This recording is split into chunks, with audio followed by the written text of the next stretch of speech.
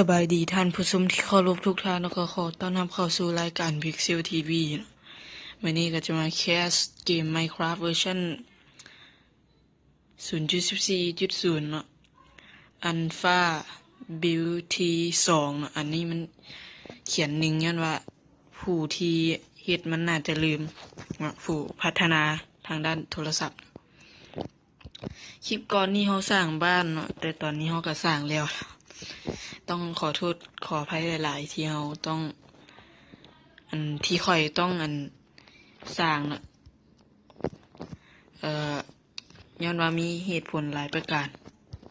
เนาะก็เลยต้องสร้างก่อนเพราะว่าคลิปก่อนนี้มันอาจจะ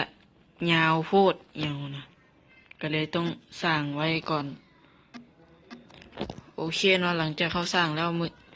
หลังจากเขาที่เขาสร้างหลังจากที่เขาสร้างแล้วเขาก็จะมาอย่างต่อว่าเดี๋ยวเบิ่งก่อนหลัง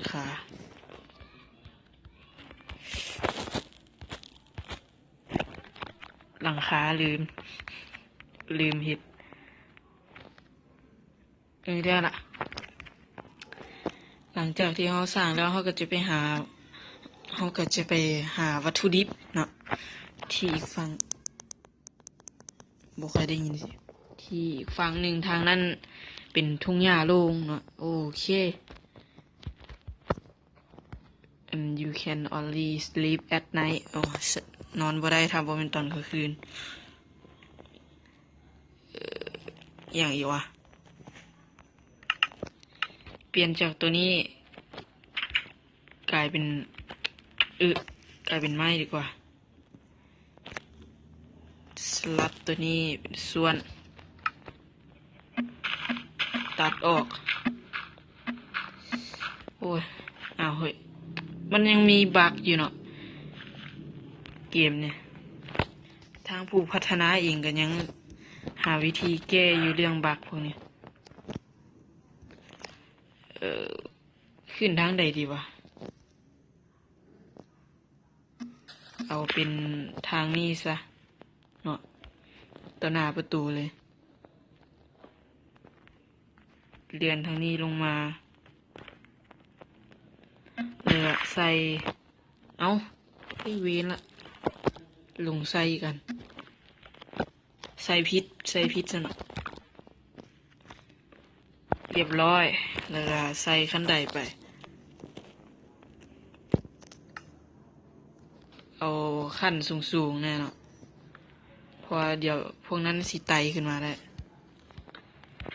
yes เรียบร้อย perfect บ้านอันแสนทุเรศพออยู่ได้ก็พออันแน่นสเกเลตันโอ้ยอย่าเฝ้าขามเถอะเก็บมันไว้มึงยิงไว้แน่นจุ้ยกับถึงยิงเป็นเป้านี่ไงมันเลยใบบัวครอบเจอลือได้กระดูกกระเดี่ยวของสเกลิตันนะเขาจะเอิ้นหรืออย่างบ่ฮู้อ่ะหุ้ยเชี่ยออกซิเจนตุบ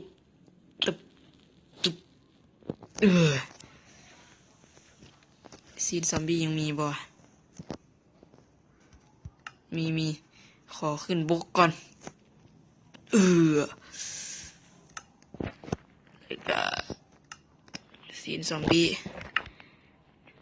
บ่มียังกินเนาะอึดแนวกิน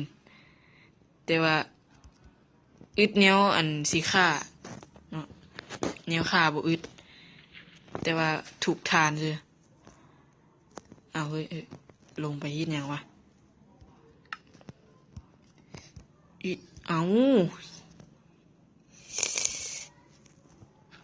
โอ้ยน่ะจังแมนได้ยังดอกบัวใบบัวสนอกมันดอกบัวส่วนแหละได้ใบบัวเนาะโอ้ยกะคล้ายๆคือความขึ้นมาละ บ่ปกติมันเป็นตั้งแต่ตอน 0.13.0 นั่นติบ่เอ๊ะเลี้ยวเขาทำมาแล้วโชคดีเว้ยเจทำหวังว่าในหั่นน่าจะมีวัตถุดิบชั้นดีเช่นไอรอนกับถ่านชัวอ้อยก็มีอ้อยหรือไผ่บ่ฮู้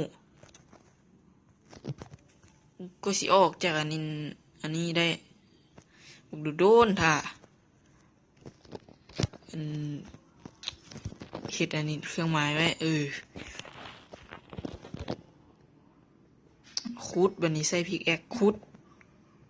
ทานเป้าหมายของเฮาก็คือหาไอรอนให้ได้จักประมาณ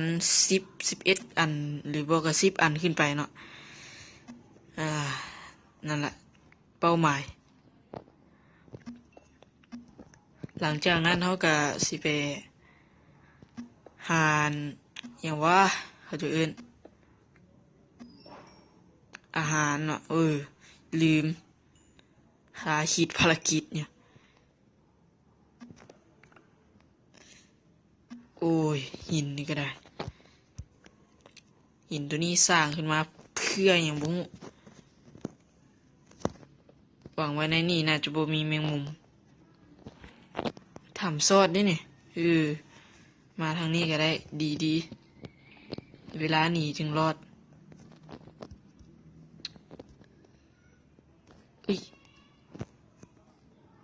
ประหยัดไฟไปก็ดีบ่มีหยังทานผู้ชมดักควายด้วยนี่ลงไปนี่มาพารถรับรองเพราะฉะนั้นวางไว้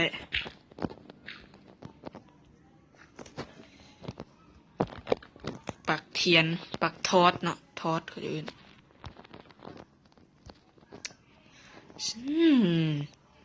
เหมือนได้บ่มีอย่างเหตุอันนี้มีอย่างทรายบ่เป็นทรายเนาะเขาจะเอิ้นอย่างบ่ฮู้โอ้โหลึกขนาดจังใดดีวะลงไปบ่นี่เสียวคือกันนี่ลงไปนี่สมุดขึ้นบ่ได้นี่เป็นอันเวนเลยนี่ปักทอดไว้แล้วก็วางนี่ร้อยวางหินลงไปเอ้าชีดแมนเจ็บตัวหาเรื่องเจ็บตัวลงไปหวังว่าน่าจะเจอไดมอนด์อย่างสงสีคุ้มค่าสร้างทางขึ้นอุจูเอาน้ำเป็ดเนี่ยน้ำหาเลยสินะดิเจอละแจ็คพอตทำมันมีจากสั้นวะวางไว้นี่เนาะโอเคเฮ้ยนี่เจอทางไอรอนก็มีดีนะบ่มีซอมบี้ใครเด้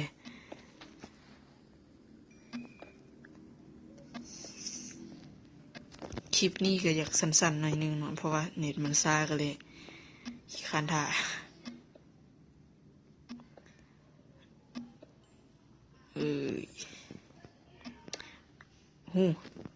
ทำซอสอันที่จริงคุดจนทะลุฝาทำ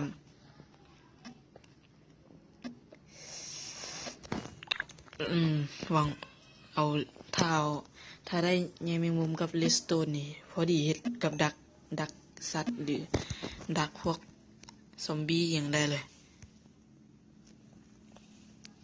ไอรอนมีแต่อันเดียวติปาโถเอาจิบหายพิกยักพัง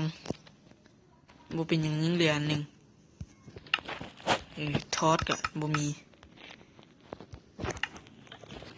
ตอนนี้มีแล้วโหมันยังซอดไปได้อีกว่ะ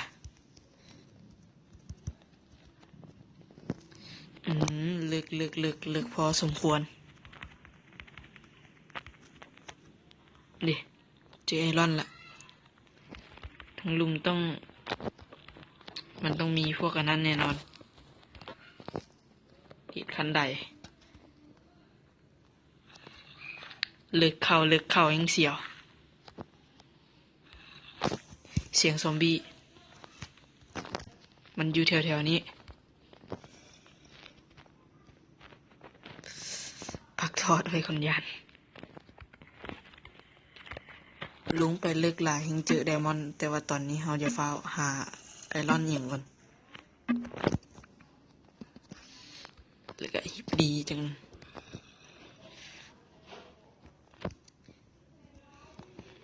ซอมบี้อยู่ลุมหรืออยู่เทิงบ่ฮู้เด้ผิดพลาดทางเทคนิคขุดเรียบร้อยได้แล้วลาวาน้ำเลยกะมืดฟุด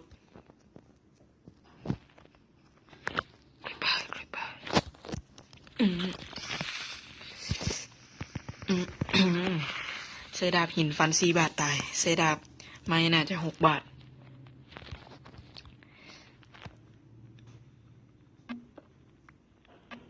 ก็ไอรอนได้จักอันวะคุบกาย10 อันขึ้นไปแล้ว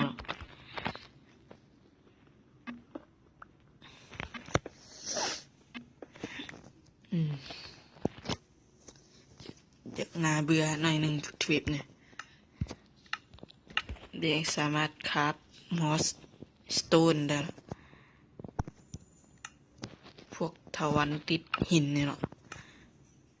แต่ก็เปิดพัดลม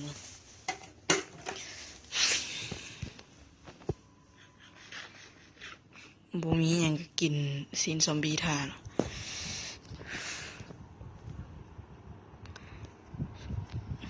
ทางนี้น่าจะทำแม่งหูนี่น้อยบัดเข้าไปแล้วแม่งบึกหลายๆฝาทุนนี่แมงมุมแจ็คพอตหรือเปล่าเนี่ยเดี๋ยวตันจนมุมแล้วมัน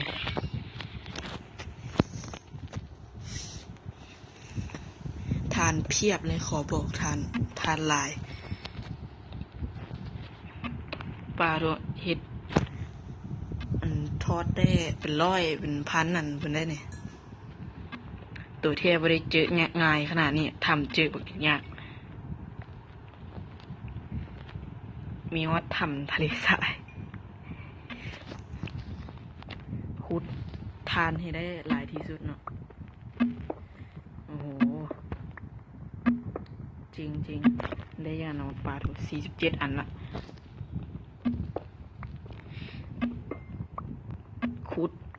ขุดบนเป็นขุดละขุดเอาวิว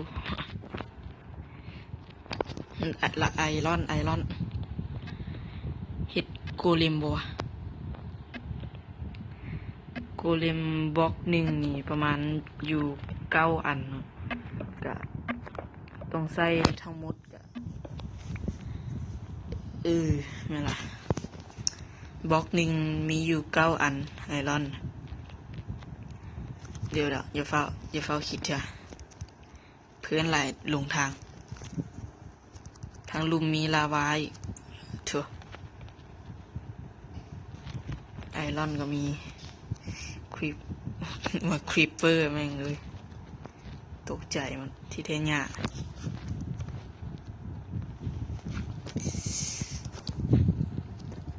ขุดออก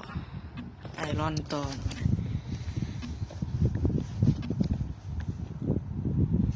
ได้ยังกันวะ 4 อันแล้วเนาะท่านผู้ชมหลังจากเขาเฮ็ดอันนี้เขาก็จะไปฆ่าพวกหมูอย่างอยู่เดินน่ะเนาะแต่บ่ฮู้ว่าเขาสิออกไปได้บ่เพราะว่าย่านหลงทางอยู่นี่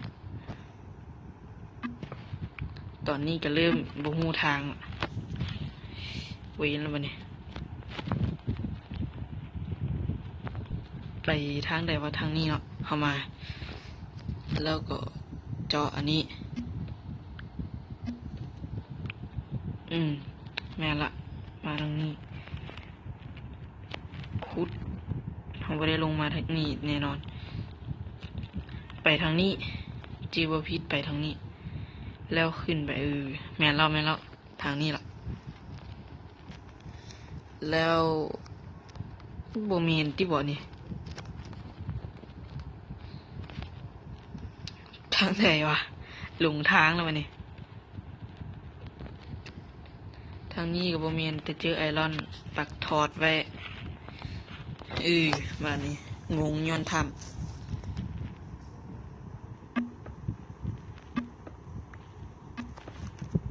นี่จังไดวะได้กระสร้างคุ้มได้ไอรอนหลาย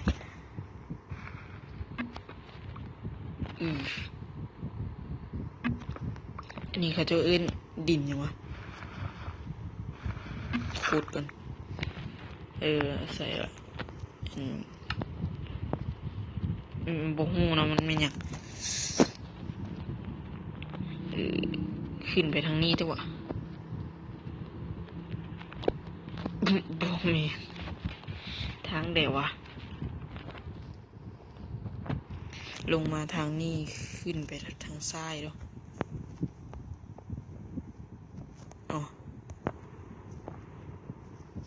แล้วกูสิลุกขับมาบอลเก่ายังไงวะโอ้ยหิวข้าวจะเล่นโอ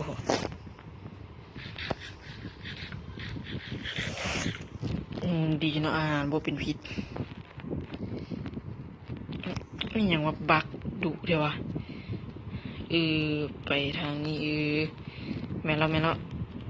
มาทางนี้ละถือแล้วมีลาวาอยู่จือเฮ็ดกองคาบก่อนแป๊บนึงกองคาบมาตักลาวา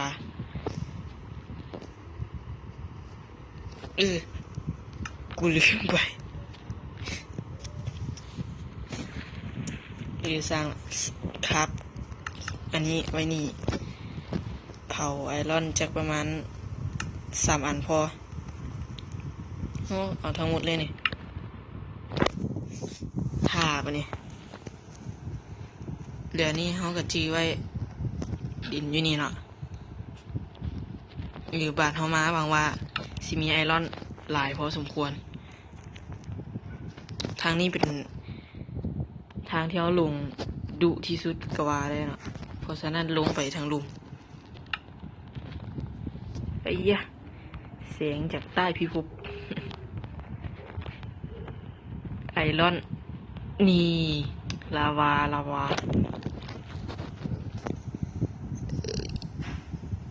คูดเอาไอรอนให้ได้ก็ได้หลายพอสมควรหลังจากลืมแล้วว่าสิว่าอยู่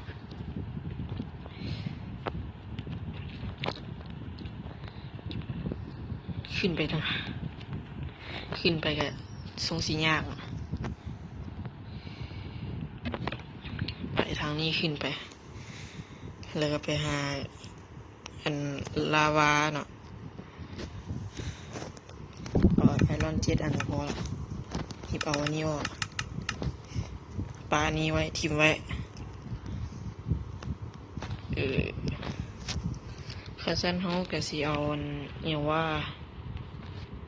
ขู่อยู่ใส่ดิได้ขู่มาตักลาวา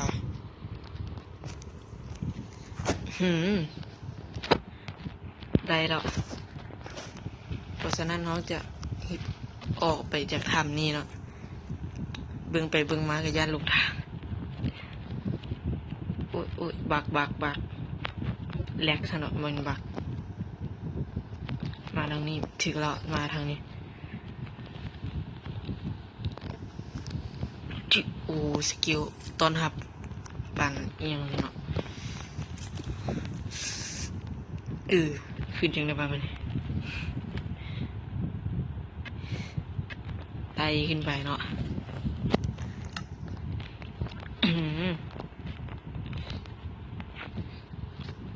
yes ขึ้นมาสู่พื้นดินในที่สุดก็ออกมาได้เห็นแสงสว่างภูมิใจหลายๆเด็ดแมงมุมมึงอยู่ตั้งแต่นี่จนคำได้เลยเนาะโดยที่ไม่ได้กินนะไปกลับมาเนี่ยหรือบกลับฆ่าสัตว์ฆ่าพวกหมูเอามาให้เป็นอาหาร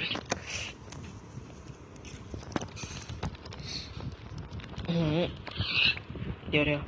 บึงครีปเปอร์ซีดเนี่ยเดี๋ยวมันตีกันกันเรียบร้อยโอ้ยหิบออกจากนี่มันบอยกินซีนซอมบี้1 2เนี่ยว่าต้องติดผิดเพื่อเขาวางไว้ใส่ละดิลงมาบ่มีทางเลือกหิบนี่ไปทางนี้ชื่ออย่างว่าเมื่อกี้สงสัยมันยิงมาอันนี้บ้านต้นไม้